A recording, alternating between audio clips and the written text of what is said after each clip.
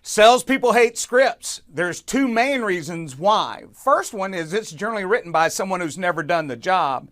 The second one is you write the script and never evaluate it with the people that are the target of the script, your customer. We're going to take a look at this video and go through some scripting on 5 points to help you get a script that's worth using.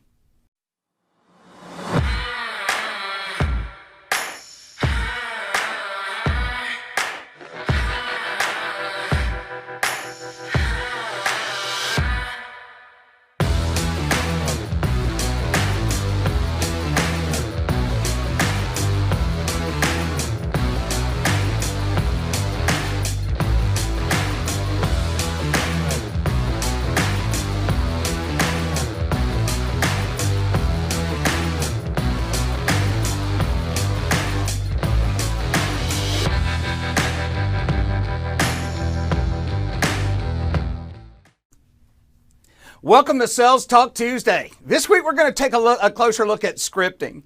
Now I want you to have an open mind as we go through this, because here's what I'm wanting you to realize. I've got to use some example so that you get an idea of what I'm talking about. No one likes a script. I mean, I've been in so many call centers. I've been in outside salespeople. I've been with people that do door to door. I mean, you name it, everybody pushes back and says, I don't like a script. Well, let me give you a hint, ladies and gentlemen. We all have a script. Some are good. Some are not so good. So as we go through this, I'm wanting you to look at some key features of what makes a script good. And here's what so many of us as salespeople, and I'm going to tell you, look, I've been in sales training for years. And anytime I work with a client, I start at ground zero. I clear the mechanism and I start at the beginning. I look at it and I go, okay, who's your target customer? What's the goal? What information do I need to determine the price? What information do I need to overcome objections? This is well before I even get into writing the script. Then I take the chance and I write a script.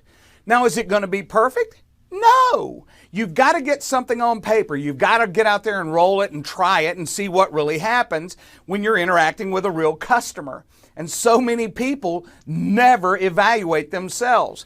Well, we're going to take a look at this, and I said we would talk about 5 things to help you write a better script. And I want to give you a hint. If you'll pay attention to the skill I'm teaching versus what we're talking about in this case is going to be real estate, and realize I'm giving you the skills to help fix your own script.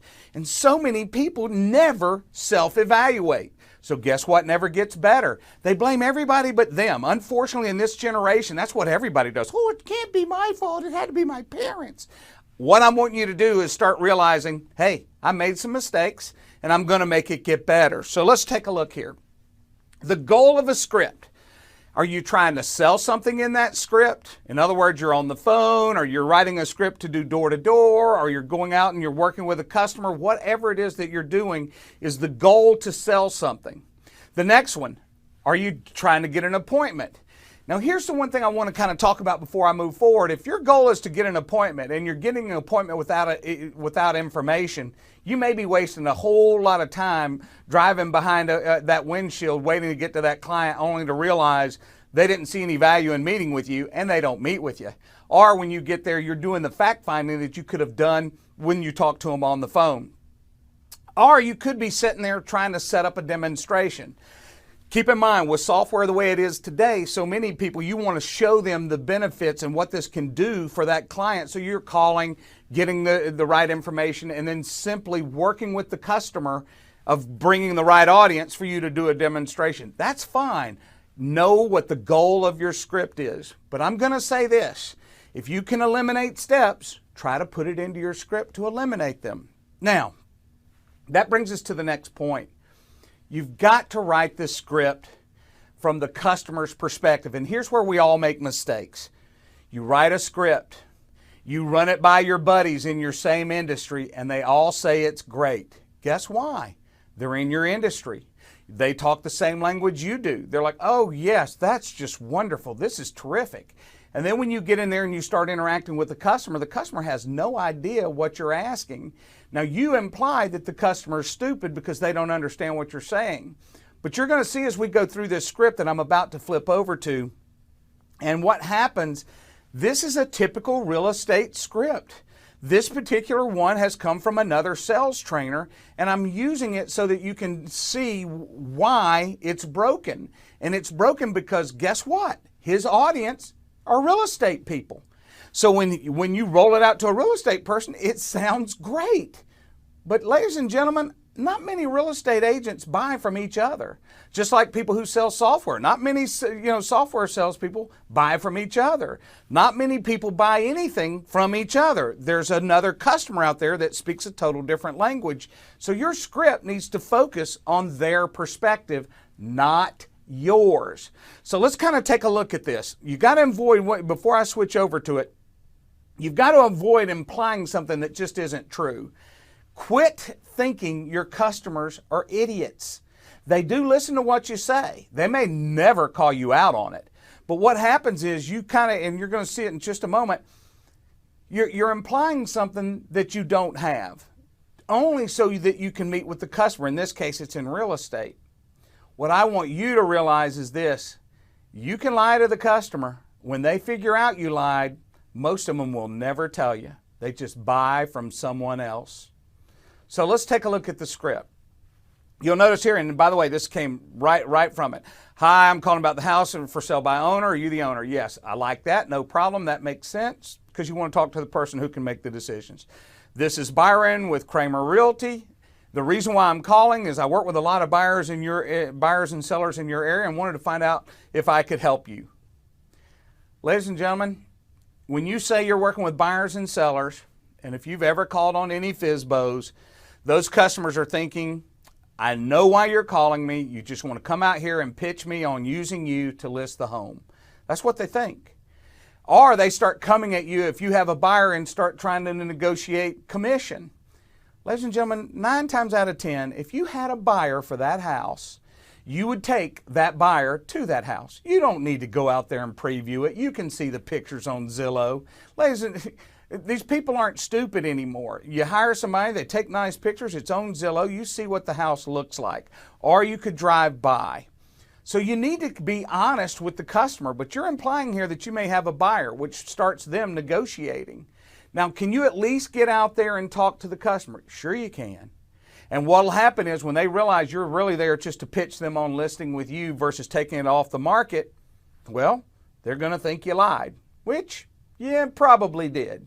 So just kind of keep that in mind. And then let's go back to this. Hang on, let me see. All right, looking at this where it says design the script to gain control of the conversation.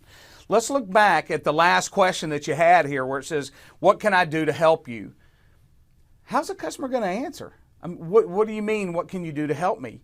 And if you have a customer puzzled and then they're just firing anything they can pick up out of their brain, you're not gaining control of the call. You're getting them kind of confused. So now you have a propensity to create friction because they're gonna act like I don't know what you're talking about, and you're gonna act like they're stupid. So what you need to do is gain control at this point when you do the opening. So simply this, hey, what I'd like to do is spend a little time with you, find out what's happened to you since your home's been on the market, and see if there's anything I can do to help you, get a customer. How does that sound? Customer's going to say, that sounds fine. Let's say they say, hey, I'm not selling anything. Hey, I'm not going to tell you, I'll never ask you to list with me, but in the meantime, I can give you some pointers to help you sell it. If you sell it, great, fine. If you don't, I at least want an opportunity to gain the listing. What am I simply doing here? I'm telling the truth. So make sure in your script, don't imply a lie. Now, so as we go through this, the main thing is lay out a structure to make sure that you hit every area that you need. In this case, it's real estate. If you're selling insurance or you're selling something B2B, you've got to learn some financial things and find out what's going on with the companies. For the real estate, especially with a FSBO, I like to find out what's happened. How long have you been on the market? How's it gone so far? In other words, you're going to find out what the experience is. And I have a neighbor, it's kind of funny. He and I he's in the middle of selling his home right now. And when he and I first spoke, he goes, I don't need to pay a real estate agent. And then he tried one of these wholesale agents that didn't do anything. He never even tried to sell it on his own. He started thinking about it, says, nah, I don't want to do that.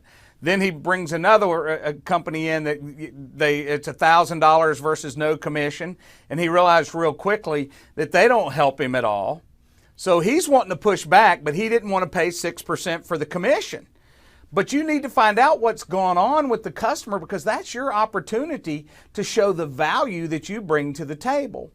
So when you're working with a customer, make sure that you're hitting the right spots to gain the information you need to ultimately get them to list with you, or ultimately buy something from you, or ultimately want to set up an appointment. Now, the last one here that you see, it says, always reevaluate to strengthen your questions and be more efficient. Now we're going to focus a little bit more into this script, because we got past the beginning of it, but I want you to realize, and I'm going to give you a for instance. Years and years ago, a long time, I'm kind of dating myself, I used to do some training for Bell South. And when I would go in, this is when the internet was new to the market, but when we would go in, they had in their script, do you use computers? Well, I'm going to say this to you. At that point in time, people already had computers in their companies pretty consistently. Internet was just coming out into the area. Some were using dial-up, and then you had DSL, then you had cable, then you had all the higher end stuff for the internet. And that's really what they wanted to know was, are you using the internet? And instead of asking, are you using the internet, they would go, hey, do you have a computer? Well, that's a stupid question. All you really need to ask was, who are you currently using for the internet? And that gave you the laundry list answers. If they didn't have a computer, guess what they're going to tell you? We don't even have a computer. If they're already using the internet with another company, you're going to know that. Guess what? You also know that they have a computer if they're accessing the internet. Well, it's the same thing in real estate. Let's take a look at the script now. All right, so let's look at it. So, all right, by the way, my name is, so it does a nice thing. How much time will you take before you might want to decide to hire a strong agent? Ladies and gentlemen, for sell by owners, very simply, I'm giving you the customer's perspective. I don't want to pay 6%. I've got a $500,000 home. It's a $30,000 commission. I don't want to pay $30,000. I don't think a real estate agent's worth it. And everybody feels that right up until they go out there and try to sell that house. Now, let's also look on the flip side of this coin. 87% of the people who sign up for sale by owner ultimately get an agent. And there's a reason for it. An agent brings value. They know how to market it. They know how to put things out there and position things properly in the marketplace so that you can get more money than if you're selling by yourself. Now, I want to give you another hint. If I was a real estate agent, I don't want to work with a for sale by owner because, number one, most of them are unreasonable. They don't see any value in what I bring to the table, even though I'm bringing them a $500,000 buyer with cash. They don't see any value in that. They think people just stumble along and buy that house and they would have found it anyway, and they're dead wrong. On the other side also, what happens is that agent's going to help that for sale by owner. He's going to have to walk him through everything, set up the inspection, do the paperwork, do the appraisal. All these things are going to have to take place, and the FSBO guy's just standing there saying, hey, I shouldn't pay you anything. So a lot of times agents aren't going to go that way. So you're hurting yourself in the market because real agents just aren't going to take a client by there.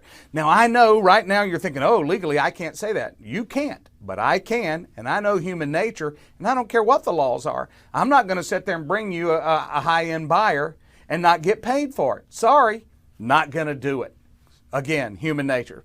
So in this case, this script, he's going way too quickly to try to get that customer off of the FSBO line and over to using him. So at this point, you've lost the customer. Now, don't get me wrong, customer hangs up, you call the next person, there's thousands of people to call. Well, okay, if you want to burn your leads, go ahead. But I'm telling you right now, my neighbor's house is selling for about $480,000. It would be a very nice commission. And if you would have been that person who talked to him in the beginning, you would have a good opportunity at listing his house because the guy who ultimately listed it is someone who he talked to in the beginning, who called him before he was even with Duffy Realty. So I just want you to realize that. Now, so we get down, all right, why did you decide to make the move? Ladies and gentlemen, not everybody's moving. People, people die, people inherit houses, people get married, they're merging homes. So don't ask the question. This is where I'm talking about that last thing. Always look back at your questions and go, okay, what's a better way for me to ask that question and get multiple answers? And I'll give it to you. Go ahead and steal it. Mr. Customer, what's your motivation for motivation for selling at this moment? And then you're going to find out, well, I just got married and, we're merging households. Or, well, my mother died and I inherited the house and we're just going to, sell it and move along. Or I have to, I got transferred with my job and I'm moving to Houston, Texas. It could be a number of things, but the better question simply is this, so that you don't have, so if you think about it, why did you decide to make the move? I'm not moving. Now okay, then where are you? So efficient use of questions. What's your motivation for selling the home? Why not ask it that way? All right, then you look here, it says, how would you rate your motivation to sell your house right now? Okay, again, let's look at the question a moment ago. What's your motivation for selling your home? Well, I'm moving to Houston and my wife's already out there and I need to get this house moved so that we can close on the house that we have in Houston. Hello, would you call that low, medium, high? In other words, ask the right questions, they'll give you the answers, and you can determine where that customer is. So let's take a closer look at this script also. I want you to understand something as we go through this. Yes, I'm being critical. Yes, I'm looking at this from an outsider looking in, and a lot of people in real estate would go, Byron, our customers would understand that question. Ladies and gentlemen, it's total BS. Look at this. So think about it. You've rolled through that. You told them what you wanted to do. You basically want to steal it. And then you're asking them, how are you marketing it? And the customer's going to be like, what do you mean? What are you talking about? And so if you're asking a question that makes that customer ask you, what do you mean? Or where are you coming from? Or what exactly are you looking for? Here's what I want you to understand. Your average customer, especially in real estate, they think you do one thing as a realtor. You take pictures and you put it on the MLS. Well, if I've listed my house with Fizbo.com, guess what? It's on MLS and there's pictures. Now, they may not be the best pictures, and a lot of people don't realize what all goes into it, but there's more that goes into marketing a home, between open houses, hitting your database of people, of buyers that you do have, buyers and sellers, also hitting other real estate agents. There's different things that you can do to sell a home. Your average customer is not going to know what that means. So if that customer's got it out there, you may want to ask something like, and what are you doing to get the house sold other than listing it on MLS? And they'll look at you, I have no idea, I haven't done anything. That puts some value in what you're doing. How did you determine the price that you're asking for it? Ladies and gentlemen, before you launch that question, you better look at that market first and see if they've priced that home correctly, because now you're trying to ask them, are you an idiot? And that's not your goal, but you don't want to make a customer feel stupid, because they'll never buy from you. Like it or not, rapport has something to do with these things. They don't have to love you, they have to trust you, but if you lose rapport by calling them stupid, you're going to run into problems. All right, do you have any flexibility on your price, or are you firm? You're negotiating with them down. Now keep in mind, if you're bringing a buyer, your fiduciary responsibility is to get that house as cheaply as you can. But why would you ask somebody, are you flexible on your price at this point? Go out and look at the house. If there's been some updates done to it, or there's a beautiful view that they didn't put in the pictures, get your opportunity to look first, and then at that point you're armed for what you're wanting to do. Now, why did you decide to market the house for yourself? Ladies and gentlemen, there's only one real reason why someone would do it for themselves, and it's to save 6%. To round it up, like my neighbor, if he sold that house for $500,000, it's a $30,000 commission hit out of that house. And some people put it on the market, and 3 days later the thing is sold. They feel like they've been cheated, but there's a lot that goes into it, and real estate agents are worth every dime that they're being paid. It's just the customer who's thinking about it has no idea what the value is that you bring to the table. So then you come down here and it goes, if you were to hire an agent, what would you expect from them? Huh? What would you expect from them? I don't understand the question. Now you're making them feel stupid again. You know what an agent brings to the table. So what you want to do is position yourself and take leadership role with this customer and go, hey, I just want to let you know, At some point when and if you decide to list your home, I can put together some marketing plans for you. I can help you get everything positioned and staged right for your home to sell in a timely manner. Let me give you one other thing too. If you're not working with an agent, some agents are going to be reluctant to get involved with you, just simply from the standpoint of they're having to do both sides of the equation. You're not in the industry, you're not familiar with it, and by you working with an agent and me working with an agent, you've got two people that know their role and they get things done. So always be aware of that. So a lot of times you can get a higher price once you list with an agent, even subtracting out the commission, because you're going to get a wider market. I mean, it's just like yourself. You don't want to work with somebody that doesn't know what they're doing, and it's nothing against you personally. You don't sell real estate for a living. So that's how I would put it in there. So there's different things that agents bring to the table to get you a higher dollar. There's no denying it. Don't be ashamed of saying that. But in this script, I don't know if I would say it here. I think I would wait until I got out to the appointment with the customer. When I looked at it, evaluated it, told them some different ideas for helping them selling it, and then saying, hey, as you move through this, when you decide, if it doesn't sell and you decide to hire an agent, I'd like an opportunity to do business with you. There's nothing wrong with positioning yourself there. So as you can see here, the script is very important for you to help that customer see the value of you.